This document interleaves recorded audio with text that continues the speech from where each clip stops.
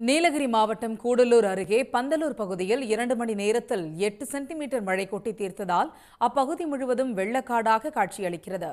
கேரளாவில் தென்மேற்கு பருவமழை தீவிரமடைந்துள்ள நிலையில் அதனை ஒட்டியுள்ள நீலகிரி மாவட்டத்திலும் கனமழை பெய்து வருகிறது. கடந்த 3 நாட்களாக கூடலூர் மற்றும் பந்தலூர் பகுதிகளில் பலத்த மழை கொட்டியது. நேற்று காலை மழை சற்று ஓய்ந்திருந்த நிலையில் மாலை 3 மணிக்கு மேல் பந்தலூர், தேவாலா, பாடந்துறை மற்றும் சுற்றுவட்டார பகுதிகளில் மிக கனமழை பெய்தது. 2 மணி நேரத்திற்குள் 8 சென்டிமீட்டர் மழை கொட்டி தீர்த்ததால் பந்தலூர் பகுதி முழுவதும் வெள்ளக்காடாக காட்சியளிக்கிறது. குறிப்பாக 2 மணி நேரத்தில் பெய்த பேய் மழையால் சாலைகளில் 3 அடி உயரத்திற்கு காற்றாற்று வெள்ளம் போல தண்ணீர் பெருக்கெடுத்து ஓடியது. இதனால் தாழ்வான பகுதிகளில் உள்ள 40க்கும் மேற்பட்ட வீடுகளுக்குள் மழைநீர் புகுந்தது.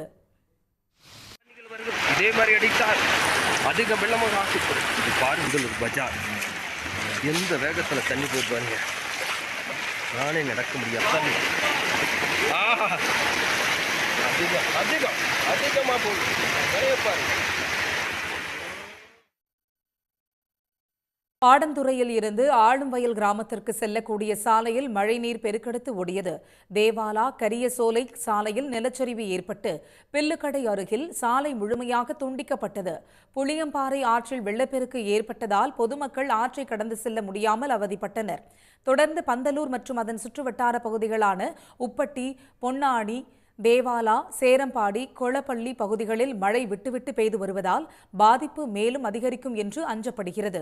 இந்த பகுதிகளில் வருவாய், நெடுஞ்சாலை, தீயணைப்பு மற்றும் மீட்புப் பணிகள் துறையினர் தயார் நிலையில் இருப்பதாக மாவட்ட நிர்வாகம் தெரிவித்துள்ளது. இதற்கிடையே முன்னெச்சரிக்கை நடவடிக்கையாக பொன்னானி பகுதியைச் சேர்ந்த 27 பேர் தற்காலிக முகாம்களில் தங்க வைக்கப்பட்டுள்ளனர். உடனுக்குடன் செய்திகளை தெரிந்து கொள்ள சன் நியூஸ் பெல் ஐகானை கிளிக் பண்ணுங்க.